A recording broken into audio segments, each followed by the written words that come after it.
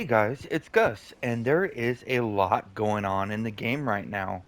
So the first thing is there is a 20% off sale. Well, that's not it. Let's get down here. Everything's, 20% off. And so the question is what do we buy that's on sale? Well, there's some stuff that could net you a profit if you're getting Zen for a profit. My recommendation is to wait till around June 14th. Typically during the summer anniversary, everything's 30% off. Who knows? We have a new executive producer. We could start going back to when, before the game started declining with managerial decisions, i.e., the 50% off in the Zen market. Who knows? We may get lucky. But 30%'s way more than 20%. And Zen's hard to come by, so maybe you'll want to wait on that. I know it's like 2 or 3 weeks, or no, 4 weeks, no, 3 weeks, and then also that's assuming a sale does come. But I think maybe the best value if you are gonna buy something with a 20% off sale, you can't go wrong with wards, but you also can't go wrong with Stronghold chests of power. On the auction house on PS4 at least, these are listing for over twice as much of what this price is using the Astral Diamond conversion, which is much better than the cohorts. And I wouldn't be surprised if these actually go up in price when the two-time event comes. But again, if you buy them at 20% off and you're holding on for investment at 30% off sale comes, you're kind of screwed. Uh, I don't mess with the Zen market hardly ever. The Stronghold siege is underway. I'm going crazy on this. I'm already exhausted. I mean, I've gotten 2350 vouchers so far, and today's day 5 or day 5, day 6. Yeah, I'm trying to get a lot of these. And then also this event drops these Dragon Horde coffers, and I don't know where these are in my inventory. I got a bunch. I probably got work on my third stack of them, but they're also in the auction house. Now the problem with the coffers is you use them for the campaign. What if they're changing the campaign? Are these going to be obsolete? So we don't know if these are going to be worthless. We don't know if the exchange on these will be 2,000 diamonds, 10,000 diamonds. We don't know. So if you don't want to gamble, try to offload them as fast as you can. If you want to gamble, hold on to them. I I, I want to say I'm assuming they're going to do the right thing and make some use for them or exchange diamonds, but they've done a lot of stuff with the that has been utterly useless, like these companion experience tombs that still drop in the Zen only packs. And then there's also these rank 6 enchanting stones. I don't know if we can use those anymore except for 1,000 RP. But those coffers, I don't know what to do with those. This Thursday at 2 p.m. Pacific, 5 p.m. Eastern, Neverwinter's doing a stream, a Driftwood Tavern stream. If I can make it, I'll show up because they're doing giveaways like the Starry Mounts. They have the last couple anyways. Um, but the executive producer is speaking, so maybe, who knows, a tidbit or two may get dropped that may be of importance. And if something comes out during the video, during the stream that pertains to the auction house, prices will change immediately. And if you watch the stream after the stream, it's too late. The market will react during the stream. So if you can make that, go and join that. And then so in this event, there's two things that I noticed aren't working. For all the kills you get, you're not getting your progress overload rewards. So that's kind of a stinker. And then also the this bonus right here, uh, the Traveler's Treasures, where you get rough AD to drop on kills, that's not working either. So that's kind of a stinker. Eh, oh well, what can you do, right? But if you were using the Traveler's Treasures to try to get more rough AD. It's not working. Um, so, but why am I doing the siege event?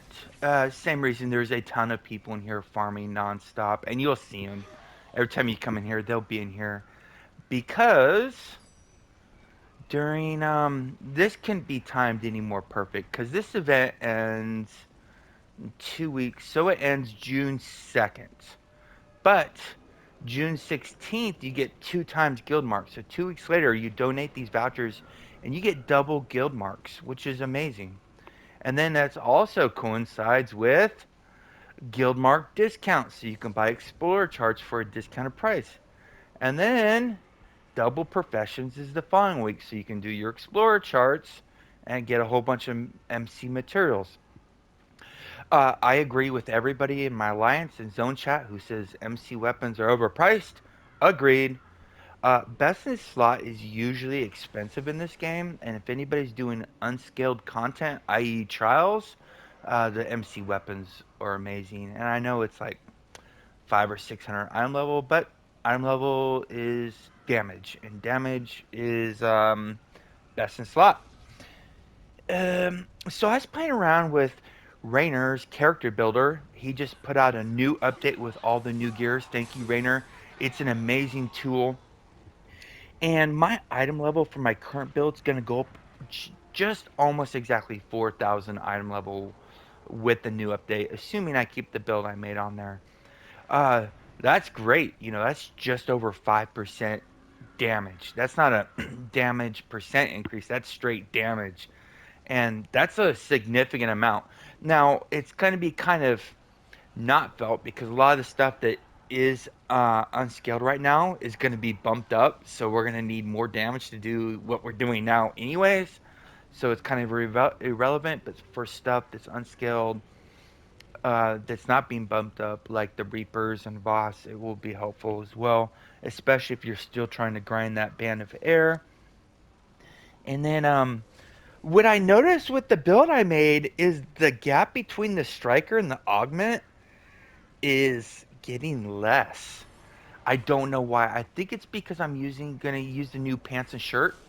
I'm using the same. I may change my mind. I'm using the. I don't have it on right now because I'm doing the siege, and we really don't need combat advantage too much. But everybody's using the shirts, 5% CA. Uh, but the new shirt and pants give a ton more stats, a lot more, like 5,500 more stats, and around 600 more item level. So what I'm seeing so far is that may equate to more survivability and equal or slightly more or slightly less damage. Um, but I'm probably going to go with the new set based off what I know now. I'm still going to play around with the builder. It's way too soon to tell. But maybe not so much for augments because augments are way over stats anyways. But what I'm noticing with my new build using the character builder is I'm capped in almost all my ratings already with the striker. Now that's not including power, which we get from a ton of sources, and crit severity, which we get from a few sources as well, like our collar and our attributes from dexterity. But I'm capped on power and crit severity without really using any power sources. And but all the other ratings except for accuracy are capped. So I don't know. Maybe that gap is closing. Too soon to tell, but I'm excited. Um, I I don't mind if anybody uses striker augments. I tend to use striker because I have the curse of having a tutor, and if you have a tutor and nobody else does, it's kind of wrong if you don't use it in 10-man content because it's so good for the group. So I'm always using strikers because it applies to every situation I'm in the game. And so okay, uh, I it's hard to explain this, so I'll try to show it because everybody can't look at the master crafting unless they pay the 10.5 million to unlock it, right? So let me show you this. So let's say I'm going to use the scepter. It's one of the more expensive weapons. It's I think the main hand, septa, septor. It's I believe the main hand, and it's for the cleric. So why is this so expensive to make? Well, first of all, you need four woven whiskers. Well, what goes in a woven whisker? So I'll show you. So in order to make two woven whiskers, you need 15 displacer beast whiskers. So just off the rip, you need 30 displacer beast whiskers for that weapon. And then it gets worse. You need two crystalline ornaments. Oh my gosh. What do you use to make a crystalline ornament? Well, I'll show you. Yeah, it's so ridiculous. Uh, Crystalline ornaments. You need three woven whiskers, which again you can only make two at a time. So you need another 30 whiskers. So now you need 60 whiskers, 12 shards of dawnlight, and four beads of light. And how do you make beads of light? Right? You need another shard of dawn's light and silver vines. Well, what? How do you make silver vines? Oh God. I'll show you. This is just plain ridiculous. Oh, you need another shard of Dawn's Light. They're stupidly expensive to make. Yes, it looks like the crafters are overpricing them. It costs that much. It's stupid. Not including all the filth that go along the way. I did a quick stream last week, first time in months, where we did Demogorgon. We did 10 Demogorgons in an hour, and actually be faster. Easily could get 11 if we didn't have blue screens and maybe optimize a little bit more. But why is this important?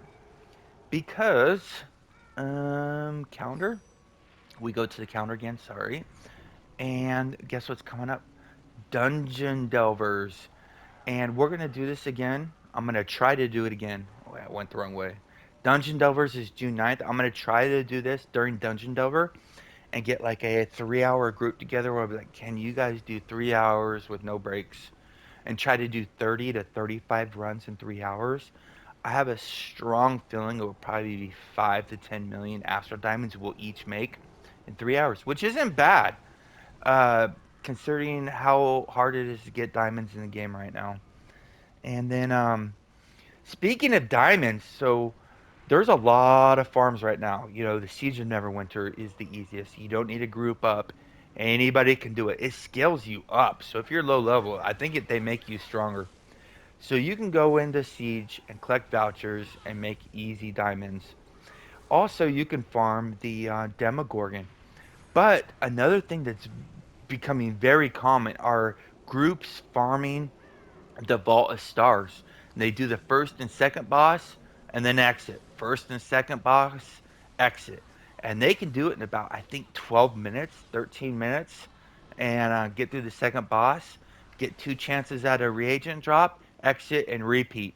And once you have a group together where you don't have to like set up artifacts or whatever, it goes really fast. 12 minutes might be actually a little bit of an overstatement.